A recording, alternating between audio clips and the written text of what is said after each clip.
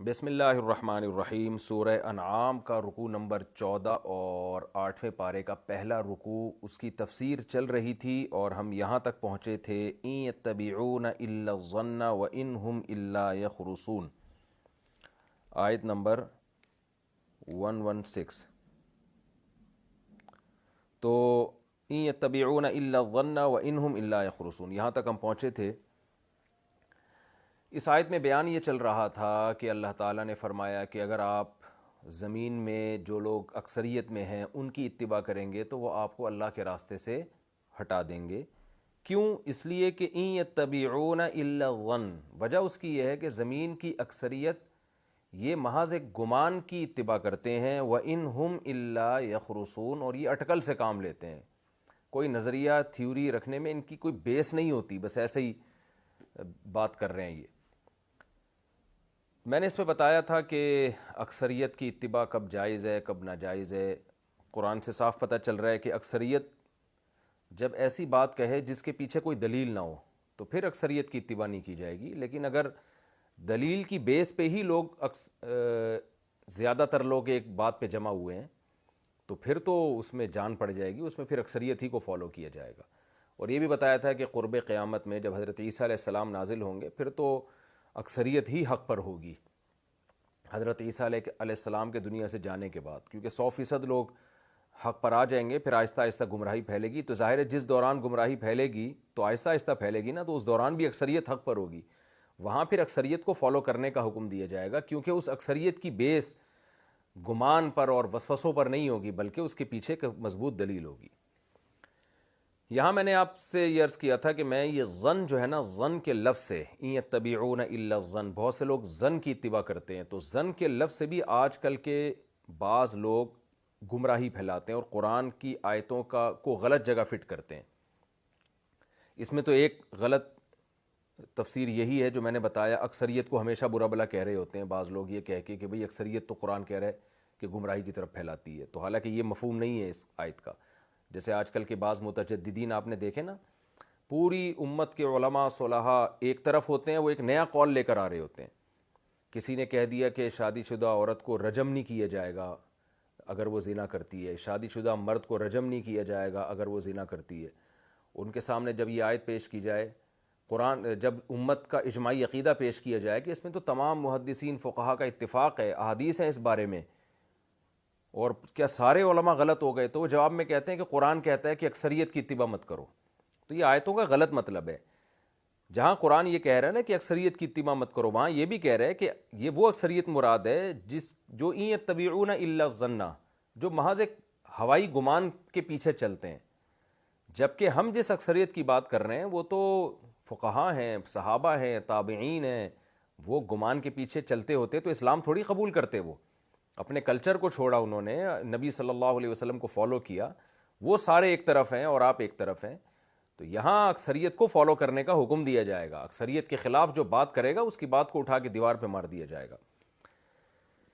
تو پہلی گمراہی تو اس آیت سے یہ پھیلائی جاتی ہے جس کی میں نے آپ کو وضاحت کر دی کہ اس آیت سے غلط مطلب نہ لیا جائے۔ دوسری گمراہی یہ پھیلائی جاتی ہے، خوب سمجھیں اس بات کو، کہ مجتہدین میں بعض مسائل میں بالکل اتفاق ہے، سارے کے سارے مجتہدین اس میں جمع ہیں، کیونکہ قرآن اور حدیث میں اس بارے میں دو رائے ہو نہیں سکتی۔ جیسے رمضان کے روزے فرض ہیں، اس بارے میں قرآن کی واضح آیت موجود ہے، پوری امت کا اجماع ہے کہ رمضان کے پورے مہینے کے روزے مسلمانوں پہ فرض ہیں۔ روزے کی ٹائمنگ کیا ہے، اس پر بھی پوری امت کا اجماع ہے، صبح صادق سے لے کے جیسے ہی سورج غروب ہو جائے گا تو روزے کا وقت ختم ہو جائے گا۔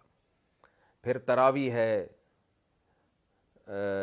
رات کی نماز ہے، رمضان کا ایک الگ سے تحفہ ہے، اس پر بھی پوری امت کا اجماع ہے۔ پھر کچھ مسائل ہیں خرید و فروخت سے متعلق، سود حرام ہے، اس پر بھی پوری امت کا اجماع ہے۔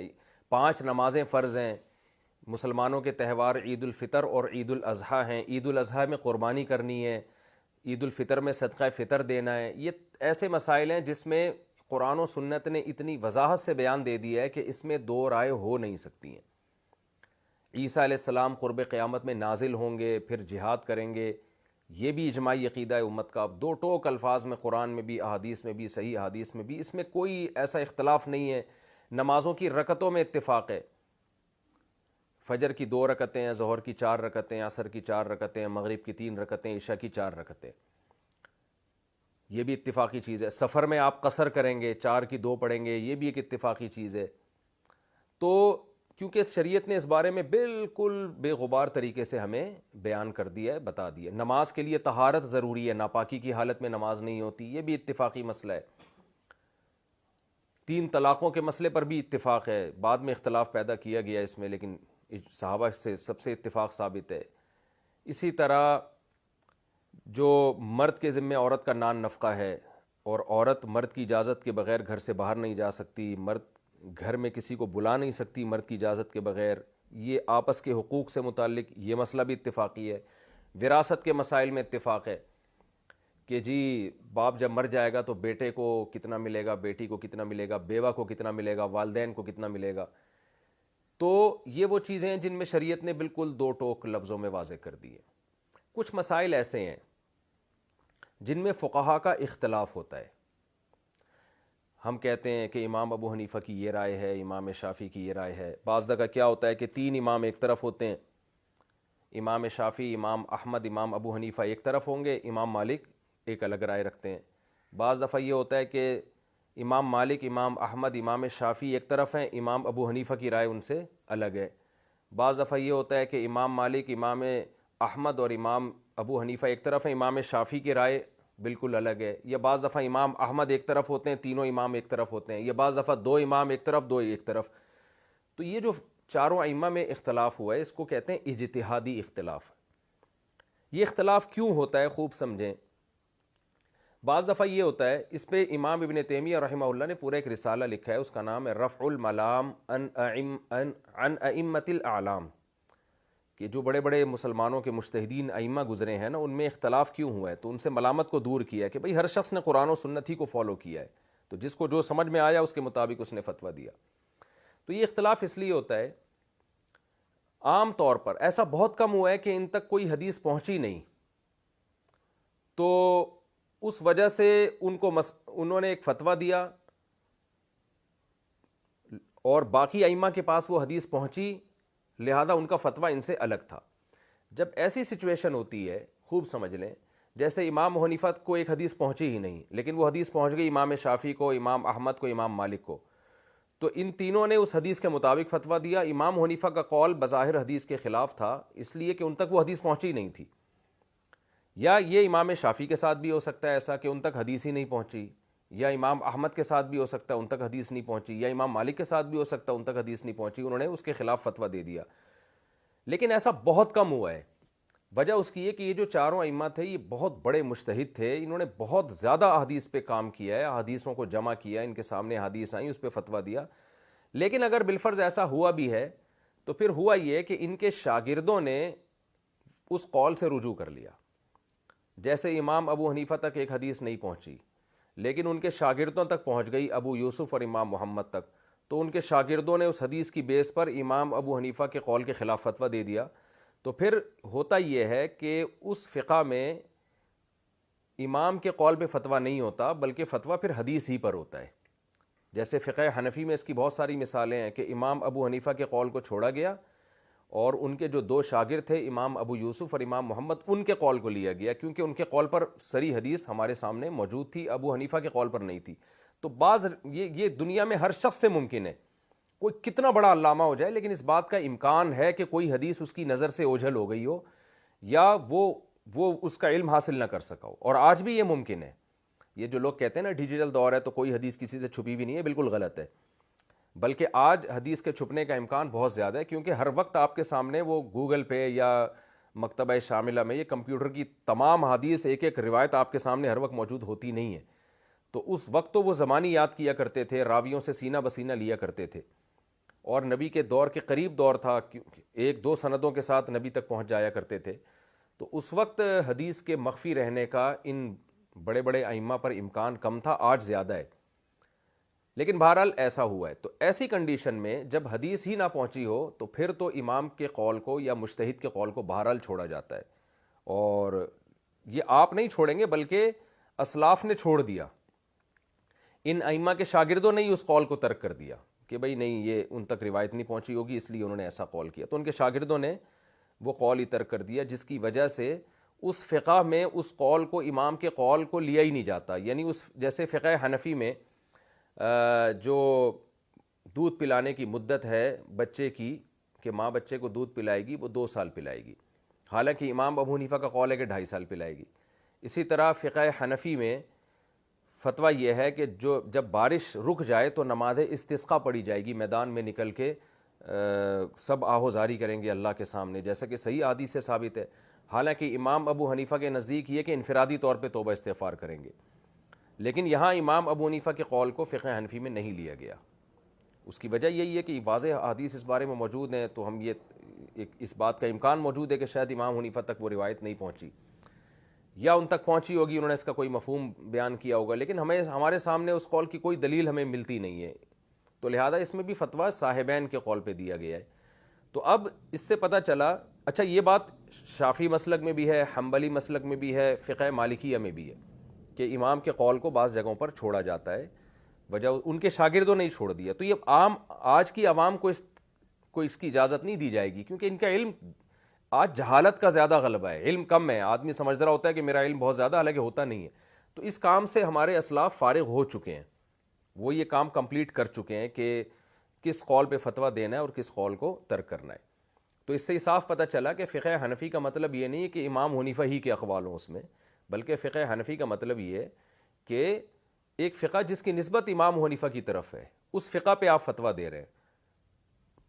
حالانکہ بعض دفعہ اس میں ابو حنیفہ کا قول رحمہ اللہ کا قول نہیں لیا جا رہا ہوتا، لیکن نسبت چونکہ امام حنیفہ کی طرف ہے، مدون وہ ہیں، اس کے تدوین انہوں نے کیے، اصول ان کے تھے، اور بحث و مباحثہ انہوں نے کیا، تو اس بیس پر اس کی نسبت کر دی جاتی ہے. تو میں جو اصل بات آپ کو سمجھانا چاہ رہا تھا وہ یہ کہ بعض دفعہ تو اس لیے قول چھوڑ دیا جاتا ہے کہ حدیث مل جاتی ہے، تو وہاں بھی کوئی اب وہ اجتہادی رائے گویا کہ رہتی نہیں ہے، وہ بھی 2 اور 2 4 کی طرح مسئلہ کلیئر ہو گیا.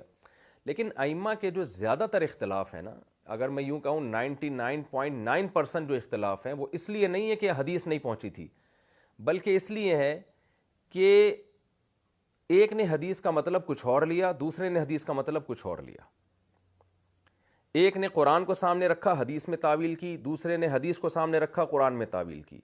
ایک نے کیا کیا کہ ان کی نظر میں یہ حدیث صحیح ہے، یہ راوی ثقہ ہے، دوسرے کی نظر میں یہ راوی ثقہ نہیں ہے، لہذا ایک نے حدیث کو ضعیف قرار دیا، دوسرے نے حدیث کو صحیح قرار دیا. کچھ حدیثیں تو ایسی ہیں جن پر اتفاق ہے کہ وہ صحیح ہیں، لیکن کچھ حدیثیں ایسی ہیں جن میں اختلاف ہے، ایک کی رائے میں وہ صحیح ہے، ایک کی رائے میں وہ ضعیف ہے. جیسے کہ آج بھی اختلاف ہوتا ہے، ایک عالم کہہ رہے ہوتے ہیں میری رائے میں یہ حدیث صحیح ہے، ان کی اپنی تحقیق ہوتی ہے، دوسرے کہہ رہے ہوتے ہیں میری رائے میں یہ حدیث ضعیف ہے. تو اب اس میں نبی صلی اللہ علیہ وسلم تو ہمارے درمیان موجود نہیں ہے جو فیصلہ کریں گے یہ صحیح ہے غلط، ہم تو اصولوں پہ ہی پرکھیں گے، تو ہر ایک کے اپنے اصول ہوتے ہیں. تو بعض دفعہ اختلاف اس بیس پہ بھی ہوتا ہے کہ ایک کی نظر میں حدیث صحیح ہے، دوسرے کی نظر میں حدیث ضعیف ہے، اور ہمارے پاس کوئی ایسا یقینی معیار نہیں ہوتا کہ ہم اس پہ پرکھ کے یہ فیصلہ کر لیں. تو اس میں قرآن کی آیت ہے فاتقوا اللہ ما استطعتم، جتنی تم میں استطاعت ہے اتنا اللہ سے ڈرو. تو مجتہد نے جتنا زور لگایا، غور و فکر کیا، اس کی ایک رائے بن گئی کہ بھئی میری رائے میں یہ حدیث صحیح ہے، انہوں نے اس پہ فتویٰ دے دیا. دوسرے مجتہد کی نظر نے یہ فیصلہ کیا، ان کی نظر نے کہ یہ روایت صحیح نہیں ہے، لہذا اس بیس پہ انہوں نے فتویٰ دیا کہ اس حدیث کے اگینسٹ فتویٰ دیا، کیونکہ ان کی رائے میں وہ حدیث صحیح نہیں تھی. اس بیس پہ بھی مجتہدین میں اختلاف ہوتا ہے، یہ بھی اجتہادی اختلاف کہلاتا ہے. اب یہاں بھی گمان ہے ایک مجتہد کا، ان کا خیال ہے کہ یہ حدیث صحیح ہے، دوسرے کا بھی گمان ہے کہ یہ حدیث صحیح نہیں ہے، تو یہ بھی گمان کی بنیاد پہ فیصلے ہو رہے ہیں. تو یہ گمان اس آیت میں داخل نہیں ہے کہ یہ لوگ گمان کی بنیاد پہ فیصلے کرتے ہیں، تو یہ بھی ایک گمان ہے نا، یقینی تو کسی کے پاس 100% تو کوئی یقینی طور پہ کچھ نہیں کہہ سکتا.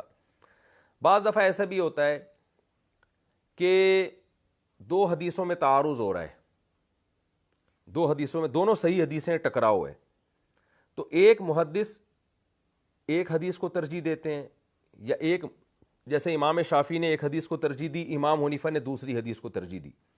دونوں کے ترجیح کے معیار ایک دوسرے سے الگ ہیں. امام شافعی نے یہ دیکھا کہ سند کے لحاظ سے صحیح زیادہ کون سی ہے، اگرچہ دونوں صحیح ہیں لیکن یہ والی سند کے لحاظ سے زیادہ صحیح ہے. لیکن امام حنیفہ نے دیکھا کہ یہ دوسری حدیث جو ہے یہ اگرچہ سند کے لحاظ سے زیادہ صحیح نہیں ہے، لیکن یہ قرآن کی آیت کے زیادہ موافق ہے، تو انہوں نے کیا کیا کہ انہوں نے کہا جو قرآن کے زیادہ موافق ہوگی، اگر کہ سند کے لحاظ سے زیادہ صحیح نہیں ہوگی، اس پہ وہ فتویٰ دیتے ہیں. جبکہ امام شافعی نے کیا کیا کہ حدیث کی سند کی صحت کو دیکھا. تو یہ اور بہت سارے، یہ تو اصول فقہ میں اصول سمجھائے جاتے ہیں، پڑھائے جاتے ہیں کہ کس فقی کا کیا اصول ہے. میں ابھی یہ بحث آپ کے سامنے بہت تفصیل سے نہیں چھیڑنا چاہتا، صرف بتانے کا مقصد یہ ہے کہ مجتہدین کا ان بیسس پہ بھی اختلاف ہوتا ہے، یعنی مسائل میں جو اختلاف ہوتا ہے. ایک اور اختلاف بعض دفعہ یہ بھی ہوتا ہے کہ حدیث میں ایک صحابی حدیث بیان کرتے ہیں، لیکن صحابی کا فتویٰ اس حدیث کے اگینسٹ ہوتا ہے. تو اس بارے میں پھر امام شافعی اور امام احمد بن حنبل کا اصول یہ ہے کہ صحابی رسول جو حدیث بیان کر رہے ہیں، فتویٰ اس کے خلاف دے رہے ہیں، تو ہم حدیث کو لیں گے، صحابی کے فتوے کو ترک کر دیں گے. اور ان کی دلیل واضح ہے کہ اصول کی، وہ کہتے ہیں بھائی ہم نے نبی کی اتباع کا التزام کیا ہے، صحابی سے غلطی بھی ہو سکتی ہے، جب اس کے خلاف فتویٰ دے رہے ہیں تو ہم حدیث کو فالو کریں گے، کیونکہ قرآن میں آتا ہے کہ لقد کان لکم فی رسول اللہ اسوۃ حسنہ، کہ اللہ کے نبی کے طریقے میں تمہارے لیے اسوہ حسنہ ہے. اطیعوا اللہ و اطیعوا الرسول، اللہ اس کے رسول کی اطاعت کرو. تو رسول کے جو صحابی ہمیں حدیث بیان کریں گے، ہم نے رسول کی اطاعت کرنی ہے. لیکن امام حنیفہ کا موقف اس بارے میں یہ ہے کہ یہ بات تو درست ہے، ہم نے رسول کی اطاعت کرنی ہے، لیکن جب صحابی اپنی بیان کردہ حدیث کے خلاف فتویٰ دے رہے ہیں تو اتنی بات تو ثابت ہو جاتی ہے کہ اس حدیث کا وہ مفہوم نہیں ہے جو ہماری سمجھ میں آ رہا ہے، ورنہ صحابی اس کے خلاف فتویٰ نہیں دیتے. یا اگر مفہوم وہی ہے جو ہماری سمجھ میں آ رہا ہے تو اس بات کا پورا امکان ہے کہ یہ حدیث منسوخ ہو، اور وہ منسوخ والی حدیث، یعنی وہ حدیث جس نے اس حدیث کو منسوخ کیا ہے، وہ صحابی ہمیں بیان نہ کر رہے ہوں یا وہ ہمارے تک پہنچی نہ ہو، یہ بھی امکان موجود ہے. لہذا ایسے موقع پر ایک اصطلاح استعمال ہوتی ہے، العبرۃ بما رأى لا بما روا. اعتبار اس فتوے کا ہوگا جو صحابی پیش کر رہے ہیں، نہ کہ اس روایت کا ہوگا جو صحابی بیان کر رہے ہیں.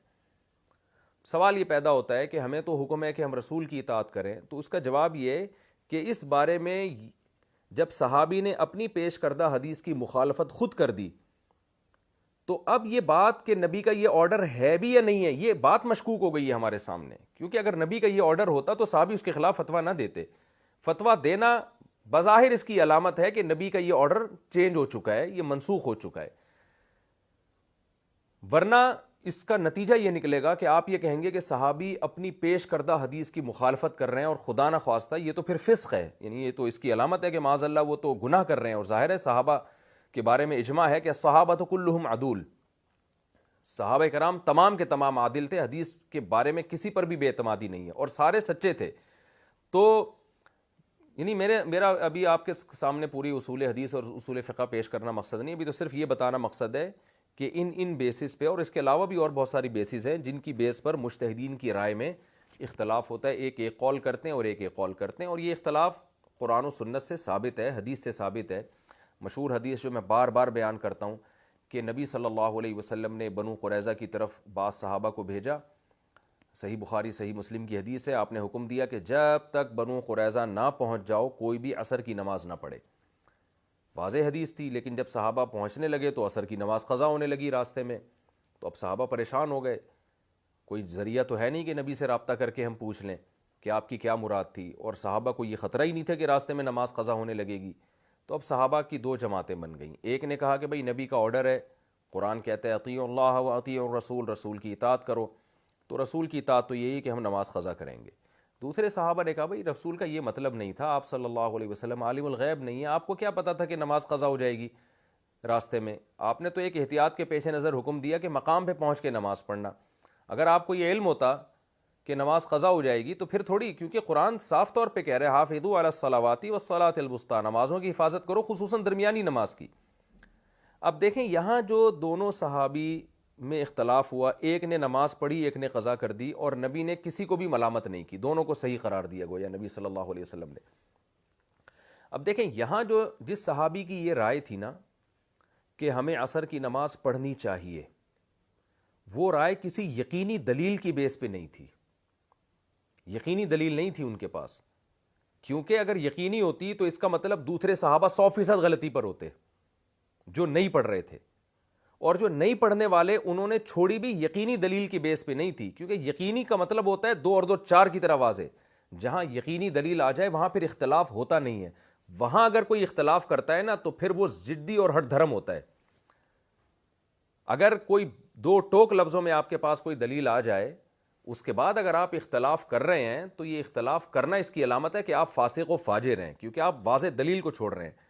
تو اس واقعے سے، بنو قریظہ کے اس واقعے سے ہمیں پتہ چلتا ہے کہ جس صحابی نے جس رائے پر عمل کیا تو اس رائے کے برحق ہونے پر ان کے پاس یقینی دلیل نہیں تھی بلکہ گمان تھا.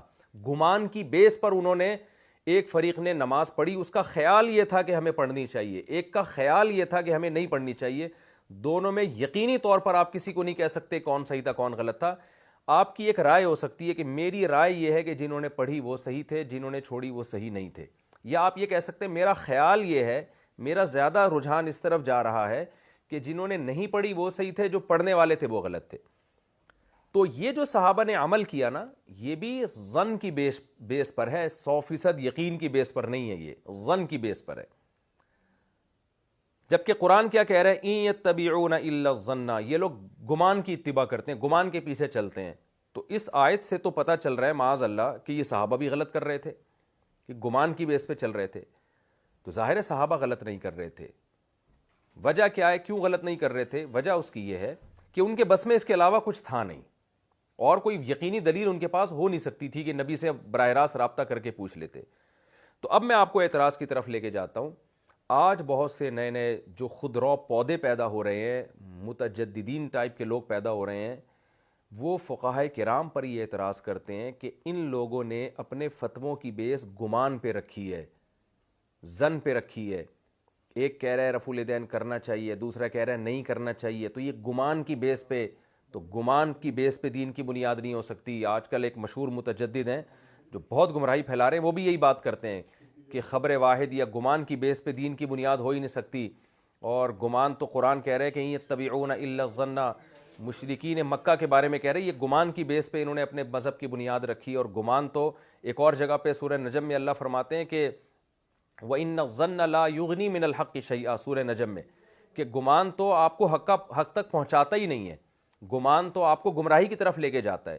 تو کہتے ہیں دیکھو یہ جہاں ہمارے پاس قرآن و سنت یقینی ہو تو اس پر تو عمل کیا جائے گا، گمان کی بیس پہ کوئی رائے قائم نہیں کی جا سکتی، اور گمان تو انسان کو گمراہی کی طرف لے کے جاتا ہے.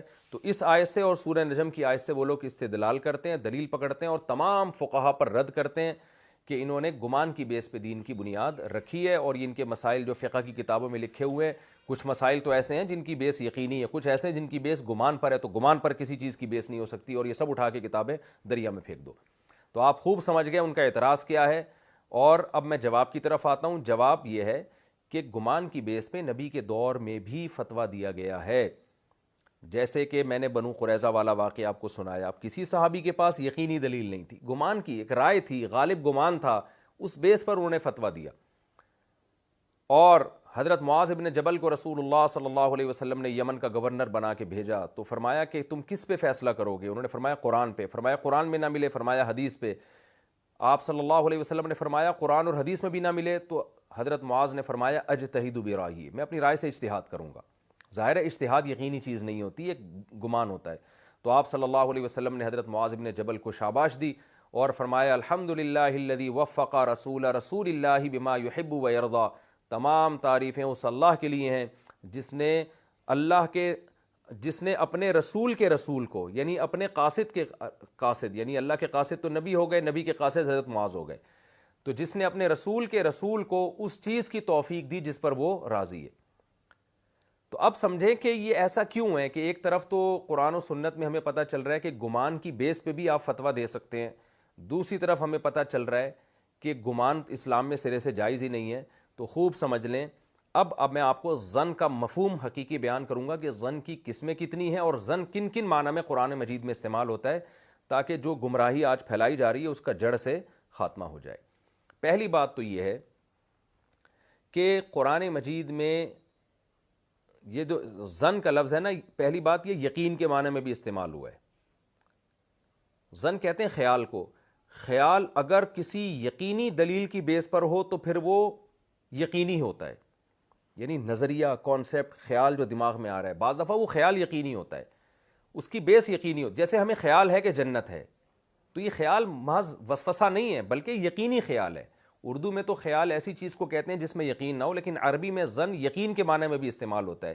یعنی گمان ہے وہ کبھی یقین کے معنی میں آئے گا، کبھی ایسے معنی میں آئے گا جس میں یقین نہ ہو، کبھی ایسے معنی میں آئے گا جو بہت ہی ہلکا سا خیال ہو، وسوسے کے درجے میں ہو. تو ان سب معنی میں استعمال ہوتا ہے. تو اگر وہ ظن جو 100% یقینی دلیل کی بیس پر وجود میں آیا ہے، وہ والا ظن ہے، تو وہ یقین کے معنی میں ہے. اس کی دلیل قرآن مجید میں سورہ الحاقہ میں ہے کہ قرآن مجید کہتا ہے کہ انی ظننت انی ملاق حسابیہ. جب جنتی جنت میں جائے گا اور اس کے اعمال نامہ دائیں ہاتھ میں دیا جائے گا تو وہ خوشی سے کہے گا لوگو دیکھو انی ظننت، مجھے گمان تھا کہ میری اپنے حساب سے ملاقات ہونے والی ہے. حالانکہ گمان پہ جنت نہیں ملتی. جب تک جنت کا 100% یقین نہ ہو بغیر شک کے، اس وقت تک ایمان اللہ کی نظر میں قابل قبول ہی نہیں ہے. تو پتہ چلا سورہ الحاقہ میں جو ظننتو استعمال ہوا ہے وہ تیقنتو کے معنی میں ہے کہ مجھے یقین تھا کہ میرا اعمال نامہ مجھے ملنے والا ہے. کیونکہ گمان کی بیس پہ جنت ملتی نہیں ہے، ایمان 100% یقینی ہونا چاہیے. تو اس لیے تمام مفسرین کہتے ہیں یہاں ظن جو ہے یہ یقین کے معنی میں ہے. تو ایک معنی ظن کا کیا ہوا؟ یقین. ایک معنی ظن کا یہ ہوتا ہے جو یقینی نہیں ہو. لیکن پھر اس ظن کی دو قسمیں ہیں. ایک وہ یقین تو نہیں ہے تو خیال، لیکن اس خیال کے پیچھے سرے سے کوئی دلیل ہی نہیں ہے. صحیح اور غلط کی بات تو ہم بعد میں کریں گے، دلیل ہی نہیں بنتی اس کے پیچھے. اور ایک گمان وہ ہوتا ہے جس کے پیچھے کوئی دلیل ہوتی ہے. جیسے بنو قریظہ میں بعض صحابہ کا یہ خیال تھا کہ ہمیں نماز پڑھنی چاہیے، یہ بھی گمان تھا ان کا، لیکن اس گمان کے پیچھے ایک دلیل تھی. وہ دلیل کیا تھی کہ ان کا یہ کہنا تھا کہ نبی صلی اللہ علیہ وسلم نے جب حکم دیا ہے کہ وہاں پہنچنے سے پہلے نماز نہیں پڑھنا، تو آپ کے حکم کا مطلب یہ تھا کہ بشرطے کہ قضا نہ ہو جائے.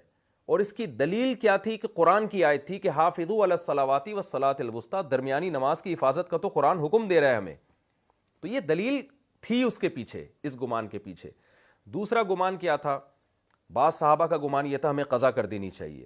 ان کے پیچھے بھی ایک دلیل تھی، ہوائی فائرنگ نہیں تھی، اندھیرے میں خدا نخواستہ کوئی تیر نہیں چلائے جا رہے تھے.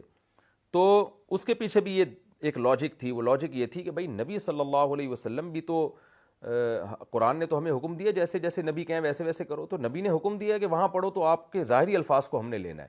تو کچھ تو تھا نا اس کے پیچھے. ایسا تو نہیں کہ وہ بیٹھ گئے جو ہے نا ویسے ہی کسی کے ذہن میں کچھ وسوسہ آ گیا تو اس پہ فتویٰ دے دیا انہوں نے. تو مجتہدین کا بھی ایسا ہی ہوتا ہے کہ جب وہ فتویٰ دیتے ہیں تو ایسا نہیں ہوتا کہ اس فتوے کی کوئی بیس ہی نہیں ہوتی. وہ اپنی دلیل بھی پیش کرتے ہیں اور مخالف کی دلیل کا جواب بھی دیتے ہیں. مخالف اپنی دلیل پیش کرتا ہے اور اپنے مخالف کی دلیل کا جواب دیتا ہے. تو اس لیے علماء کہتے ہیں کہ ظن کی دو قسمیں، ایک ناشئ عن الدلیل اور ایک غیر ناشئ عن الدلیل. وہ جس کے پیچھے کوئی دلیل کھڑی ہوئی ہو، اور ایک وہ جس کے پیچھے سر سے کوئی دلیل ہے ہی نہیں. تو یہاں جو قرآن کہہ رہا ہے نا کہ مشرکین مکہ محض گمان کی اتباع کرتے ہیں، اس سے وہ والا گمان مراد نہیں ہے جو مجتہدین جس گمان کے قائل تھے. اس سے وہ والا گمان مراد ہے جس کے پیچھے سرے سے کوئی بنیاد موجود ہی نہ ہو. جیسے ان بتوں کی آپ عبادت کرتے ہو تو ان بتوں کے برحق ہونے کے پیچھے سرے سے کچھ ہے ہی نہیں، سوائے کلچر کے کچھ بھی نہیں ہے، کچھ سرے سے کوئی دلیل ہی نہیں ہے. تو قرآن ایسے گمان کے بارے میں حکم دے رہا ہے کہ آپ ایسے گمان کو آپ نے فالو نہیں کرنا جس کی سرے سے کوئی بیس ہی نہیں ہو. جیسے ہمارے یہاں مشہور ہے نا، کالی بلی آگے سے گزر گئی تو اس کا مطلب منحوس دن گزرے گا، کتا گزر گیا، کوا بیٹھ کے کائیں کائیں کر رہا ہے، کینچی چلانے سے آپس میں تعلقات خراب ہو جاتے ہیں. یہ وہ اٹکل ہیں، یہ وہ گمان ہیں جن کی سرے سے کچھ بیس ہے ہی نہیں. تو اس میں آپ ترجیح دینا کہ کون سی دلیل مضبوط کون سی کمزور، یہ ترجیح بنتی نہیں ہے. اس لیے کہ کچھ ہے ہی نہیں تو کہاں سے ترجیح دیں گے آپ. تو خوب سمجھ لیں قرآن کے گمان سے کون سا گمان مراد ہے؟ وہ والا گمان مراد ہے جس کے پیچھے سرے سے کوئی دلیل موجود ہی نہ ہو. ایک بات. اب ایک اور بات آپ سمجھیں، وہ گمان جس کے پیچھے سرے سے کوئی دلیل ہی موجود نہ ہو، اس کی بھی دو قسمیں ہیں. جیسے یہ جو گمان ہے نا جس کا قرآن نے ایک بتایا کہ سرے سے کوئی دلیل ہی نہیں ہے، اس کی بھی دو قسمیں ہیں. یہ دو قسمیں میں مثالوں سے سمجھاتا ہوں. دیکھیں اگر آپ جنگل میں ہیں یا صحرا میں ہیں اور رات کا اندھیرا اور کالی گھٹا اور ستارے بھی نہیں ہیں، آپ نے عشاء کی نماز پڑھنی ہے، اب آپ کو پتہ ہی نہیں قبلہ کدھر ہے. تو پہلے تو آپ کوشش کریں گے کوئی نہ کوئی سرا ملے قبلے کا آپ کو. لوگوں سے پوچھیں گے, کوئی بتانے والا بھی نہیں ہے, اندازہ لگائیں گے ہم فلانی سم سے سفر کر کے آ رہے ہیں, اس اندازے کی بیس پر آپ قبلے کا رخ متعین کریں گے, یار میرا خیال ہے یہاں ہونا چاہیے قبلہ. تو یہ بھی گمان ہے, یقین نہیں ہے, لیکن اس گمان کے پیچھے کچھ علامتیں ہیں, کچھ دلیل ہے. وہ دلیل کیا ہے کہ یار ہم وہاں سے ٹریولنگ کر کے آ رہے ہیں اور وہاں ہمیں کئی گھنٹوں یا ایک دن ہم نے ٹریولنگ کیا ہے, تو ایک دن میں ہمارا خیال ہے اتنے کلومیٹر سفر ہو گیا ہوگا. جب اتنے کلومیٹر ہوا ہے تو وہاں ہم یوں کر کے نماز پڑھتے تھے, تو اتنے عرصے کے بعد لگتا ہے تھوڑا سا چینج ہوا ہوگا, تو خیال ہے کہ یہاں ہوگا. یقین آپ کو یہاں بھی نہیں ہے کہ یہاں قبلہ ہے, لیکن ایک خیال ہے, اور اس خیال کے پیچھے ایک تھوڑی سی بیس موجود ہے. لیکن بعض دفعہ ایسے ہوتا ہے کہ بالکل آپ سمم بکمن بن جاتے ہو, آپ کو پتہ ہی نہیں آپ چل کے آئے کس طرف سے ہو. یہ سمندر کے بیچ میں جا کے جیسے انسان ہو جاتا ہے, اب گھٹا بھی ہے, پتہ ہی نہیں کہ قبلہ کدھر ہے. تو یہاں فقہا کہتے ہیں آپ نے تحری کرنی ہے. تحری کا مطلب ہوتا ہے کہ بس ایسے ہی ایک تھوڑا سا غور کرنا ہے کہ کدھر کو قبلہ ہو سکتا ہے. تو اس کے پیچھے کوئی دلیل نہیں ہوتی, لیکن پھر بھی آپ تحری کر کے قبلے کا رخ متعین کریں گے اور اس طرف رخ کر کے نماز پڑھیں گے, آپ کی نماز اللہ قبول کر لے گا. تحری اس کو کہتے ہیں, تحری یعنی تھوڑا سا دماغ پہ دباؤ ڈالنا ہے آپ نے, حالانکہ کچھ بھی نہیں پتا آپ کو, لیکن پھر بھی کچھ جتنا آپ سے ہو سکتا ہے دباؤ ڈال کے ایک طرف رخ کر کے نماز پڑھ لیں, آپ کی نماز ہو جائے گی. حالانکہ یہاں کوئی کیلکولیشن نہیں ہے, کوئی آپ نے یہ نہیں دیکھا کہ ڈائریکشن کہاں سے چینج ہوئی, کیونکہ اس سے زیادہ آپ کے بس میں نہیں ہے. تو اب دیکھیں یہ بھی وہ گمان ہے جس کی سرے سے کوئی دلیل ہی نہیں ہے, لیکن یہ گمان نہ صرف یہ کہ واجب ہے, بلکہ اس گمان پر عمل کرنا بھی واجب ہے. آپ کا خیال پیدا ہو گیا ادھر ہو سکتا ہے, تو آپ وہاں رخ کر کے نماز پڑھیں گے, اس کے مخالف میں آپ نماز پڑھیں گے, نہیں ہوگی. تو وجہ کیا ہے اس کی؟ اب دونوں گمانوں میں فرق کیا ہے؟ فرق یہ ہے کہ جہاں شریعت آپ کو کسی بات کا حکم دے اور آپ کے پاس عمل کے لیے کوئی بیس ہی نہ بن رہی ہو, آپ عمل تو آپ پر واجب ہو, لیکن آپ کے بس میں اس سے زیادہ ہے ہی نہیں. یعنی اس کو میں آسان سوال میں یوں سمجھاتا ہوں کہ فقہ کا ایک قاعدہ ہے, یعمل بالدلیل الضعیف عند انعدام ما فوقہ من الدلیل. جب آپ کے پاس مضبوط دلیل ہی نہیں ہے تو رہی صحیح جو بھی ہو اسی کی بیس پر آپ عمل کریں گے, کیونکہ عمل تو بہرحال کرنا ہے. تو چونکہ نماز آپ پہ فرض ہے اور قبلے کی طرف رخ کرنا بھی فرض ہے, تو یہاں پر آپ گمان پر اس لیے عمل کر رہے ہیں کہ اس کے علاوہ آپ کے پاس سرے سے کوئی آپشن ہے ہی نہیں. اس کے علاوہ آپشن جب ہوتا جب نماز فرض ہی نہ ہوتی, یا قبلے کی طرف رخ کرنا فرض نہ ہوتا, یا آپ کو کوئی بتانے والا ہوتا کہ قبلہ وہاں ہے یہاں نہیں ہے, پھر آپ پر لازم ہوتا کہ اس کی بات پر عمل کریں. لیکن جب آپ کے پاس کچھ ہے ہی نہیں اور عمل بھی واجب ہے, تو پھر آپ کمزور گمان پر ہی عمل کریں گے. ایسی صورت میں گناہ نہیں ہوگا. جبکہ مشرکین جو تھے وہ جن بتوں کو گمان کی بیس پر اپنا معبود قرار دے رہے تھے, اس گمان کی نہ صرف یہ کہ کوئی بیس نہیں تھی, بلکہ اس گمان کے غلط ہونے کی مضبوط بیسیں موجود تھیں. گویا ان کو صحیح بتانے والا ان کی عقل بھی بتا رہی تھی کہ یہ غلط ہے, اپنے ہاتھوں سے جن کو بنایا جاتا ہے وہ معبود نہیں ہو سکتے, اور توحید کے دلائل بھی قائم تھے. تو اب اس سے ایک اور اصول ہمیں پتہ چلا کہ بعض مرتبہ سرے سے کوئی دلیل نہیں ہوتی, لیکن مسئلے پر عمل بہرحال واجب ہوتا ہے. تو پھر مجتہد بیچارہ مجبور ہوتا ہے کہ یار ہمارے پاس کوئی مضبوط دلیل مل نہیں رہی ہے, تو جو بھی روایت ہمیں ملے گی, جو بھی کمزور روایت ملے گی, اسی پہ ہم فتویٰ دے دیں گے. یا کوئی روایت اس سرے سے موجود نہیں ہے تو ایک اندازہ لگا کے مجتہد کا گمان جس طرف جا رہا ہے اس پہ بھی فتویٰ دیا جائے گا. اب اس پہ اگر کوئی پاگل آدمی اٹھ کے یہ اعتراض کرتا ہے کہ اس قول مجتہد کے اس قول کی سرے سے کوئی بیس ہی نہیں ہے, تو ہم کیسے اس پہ فتویٰ دیں, تو پھر اس سے پوچھا جائے گا پھر آپ بتائیں صحیح رائے کیا ہے. یعنی اس کی مثال ایسے ہے جیسے کوئی جنگل میں کھڑا ہوا قبلے کی طرف رخ کر کے نماز پڑھنی ہے اس نے, وہ کہہ رہا ہے یار میرا خیال ہے کہ یہاں قبلہ ہے, آپ کہہ رہے ہیں یار تیرا خیال ہے, دلیل کیا ہے؟ وہ کہہ رہے ہیں یار دلیل تو نہیں, لیکن مجھے کچھ اندازہ سا ہو رہا ہے. تو کہہ کہ نہیں اندازے سے تو عمل جائز نہیں ہے. تو پھر آپ اس سے کہیں گے تو بتا دے بھائی قبلہ کدھر ہے, پھر وہ کہنا ہے وہ کہے مجھے بھی نہیں پتا, تو کیا نماز چھوڑ دیں ہم؟ تو ظاہر ہے نماز نہیں چھوڑی جائے گی, وہ تو اپنی طرف سے اندازہ لگا کے پڑھی جائے گی. تو آج بہت سے مجتہدین یہ حرکت کر رہے ہیں کہ بعض اقوال مجتہدین کے ایسے ہیں جن میں کچھ تھا ہی نہیں. ایسے موقع پہ قرآن کہہ رہا ہے فاتقوا اللہ ما استطعتم, جتنی اللہ سے تم ڈر سکتے ہو نا, شریعت پہ چل سکتے ہو چلو. اور حدیث سے بھی پتہ چل رہا ہے کہ ایسے موقع پہ رائے سے اجتہاد کیا جائے گا, تو غور و فکر کیا جائے گا. اور مجتہد کو اللہ جو بصیرت عطا فرماتے ہیں وہ عام آدمی کو نہیں ہوتی. تو مجتہد جب اپنی بصیرت سے فیصلہ کرے گا اس میں غلطی کا امکان کم ہے, عام آدمی جب فیصلہ کرے گا اس میں غلطی کا امکان زیادہ ہے. تو آج کے متجددین کیا کہتے ہیں, وہ ایسے موقع پہ فقہا کے اقوال سے ہٹا دیتے ہیں اور پھر خود بھی کوئی قول نہیں بتا رہے ہوتے تو امت کو لٹکتا چھوڑ دیتے ہیں وہ. اس سے نمازیں برباد ہونا شروع ہو جاتی ہیں, لوگوں کی زکاتیں برباد ہونا شروع ہو جاتی ہیں, تو یہ جرم بھی ہو رہا ہے. یا بعض دفعہ پھر ایسی رائے پیش کرتے ہیں کہ اس رائے کی بھی کوئی دلیل نہیں ہوتی. تو خوب سمجھ لیں. اب میں اس بحث کو خلاصے کے طور پر بیان کرتا ہوں کہ اس پوری بحث کا خلاصہ یہ نکلا کہ ظن کی ابتداءً دو قسمیں ہیں. ایک وہ ظن جو یقین کے معنی میں استعمال ہوتا ہے, یہاں وہ ظن مراد نہیں ہے اس آیت میں. وہ یقین کے معنی میں جو سورہ الحق میں انی ظننت انی ملاق حسابیہ, کہ مجھے یقین تھا کہ میرا حساب و کتاب سے میری ملاقات ہونے والی ہے. اسی طرح سورہ بقرہ میں آتا ہے کہ نماز پڑھنا بہت مشکل ہے, الا علی الخاشعین وانھا لکبیرۃ الا علی الخاشعین, ہاں جو اللہ سے ڈرتے ہیں ان پر مشکل نہیں ہے. الذین یظنون انہم ملاقو ربہم, یہ وہ لوگ ہیں جن کو یہ گمان ہے کہ اللہ سے ملنا ہے. تو یہاں بھی گمان یقین کے بارے میں ہے, جن کو یقین ہے کہ ہماری اللہ سے ملاقات ہونے والی ہے. تو ایک تو ظن معنی یقین کے معنی میں استعمال ہوا. دوسرا ظن جو گمان کے معنی میں, خیال کے معنی میں استعمال ہوتا ہے, اس کی پھر دو قسمیں ہیں. وہ ایک وہ جس کے پیچھے کوئی نہ کوئی دلیل کھڑی ہوئی ہو, اگرچہ وہ یقینی نہیں ہے, تو اس دلیل کی بیس پہ بھی اگر کوئی مجتہد فتویٰ دیتے ہیں تو وہ بھی اس میں داخل نہیں ہے. اور ایک گمان وہ ہوتا ہے جس کی سرے سے کوئی بنیاد ہی موجود نہ ہو. تو جس گمان کی سرے سے کوئی بنیاد ہی موجود نہیں ہوتی, اس کی پھر دو قسمیں ہیں. ایک قسم تو وہ ہے جو مشرکین مکہ والی, کہ نہ صرف یہ کہ اس کی کوئی بنیاد موجود نہیں ہے بلکہ اس کے خلاف بنیادیں موجود ہیں. اور دوسرا گمان وہ ہے کہ جس کی بنیاد موجود تو نہیں ہے لیکن اس کے خلاف کی بھی کوئی بنیاد موجود نہیں ہے.